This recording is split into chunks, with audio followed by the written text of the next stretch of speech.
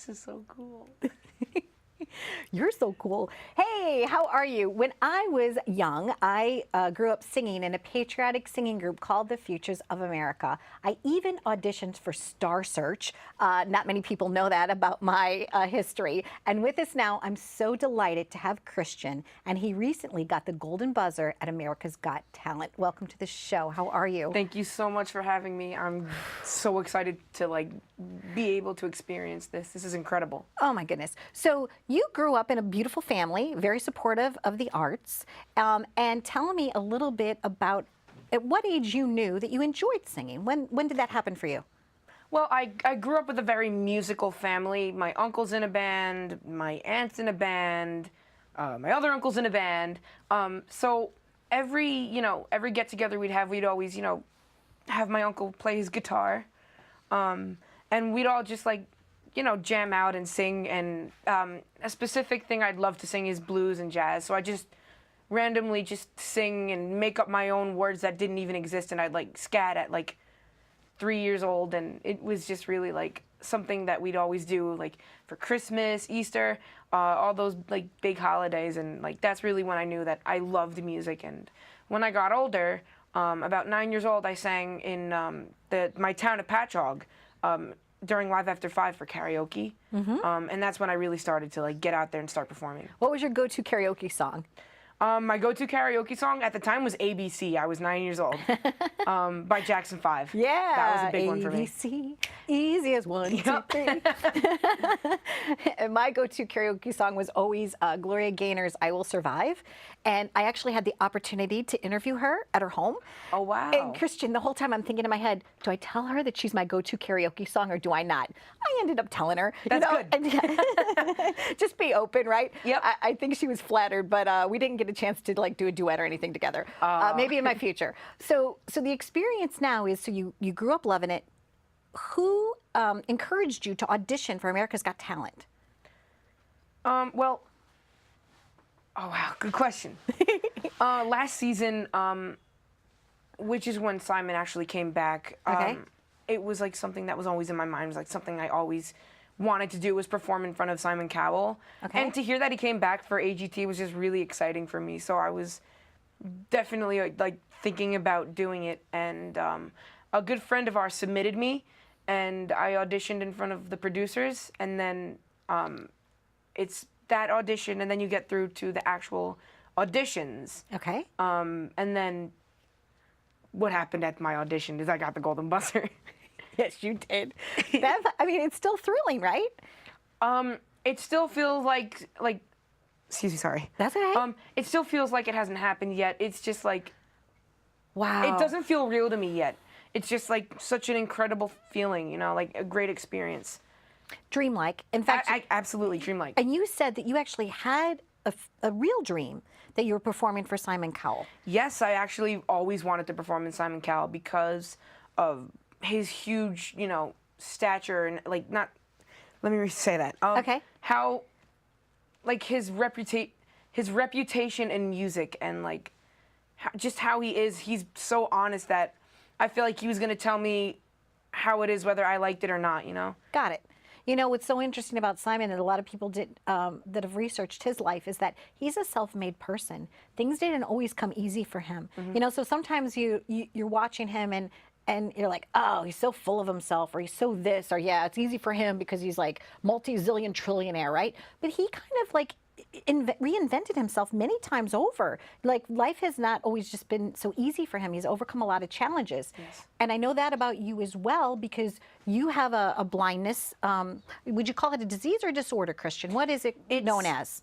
Well, I was born with a retinal degenerative disease. Okay. It's called Leber's congenital amaurosis. It's LCA for short, and it's pretty much you're missing a gene in your eye.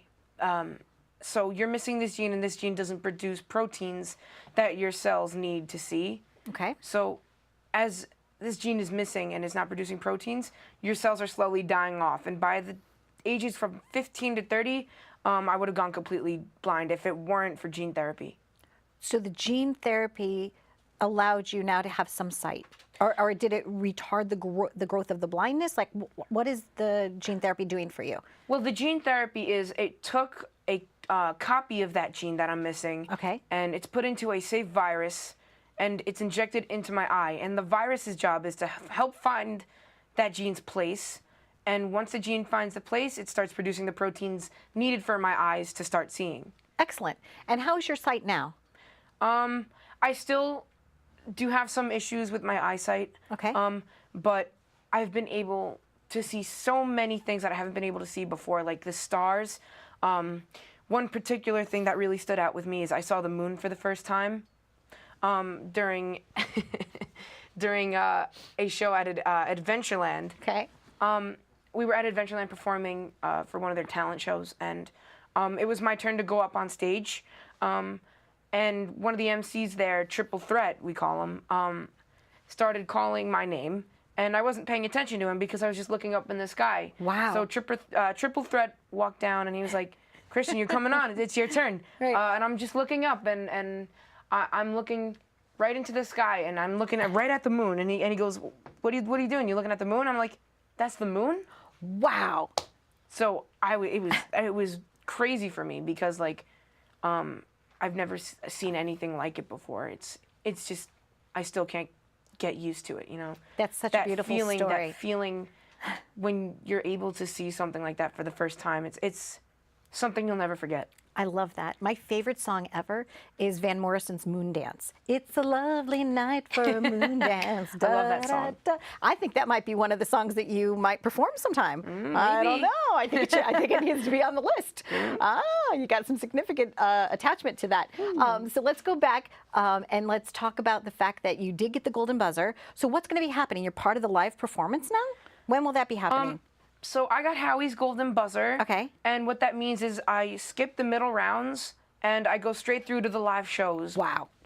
And the first live show is the quarterfinals. Okay, the quarterfinals. And so people are going to be able to call in, they're going to be able to vote for you and participate in that. Absolutely. Okay, and are you allowed to tell your song that you're going to be performing or not yet? Is it secret? I'm not. It's completely secret. But I will say that this song is a song that I've really connected with, and I just feel so strongly about it. It's a beautiful, beautiful song, and I can't wait to perform it.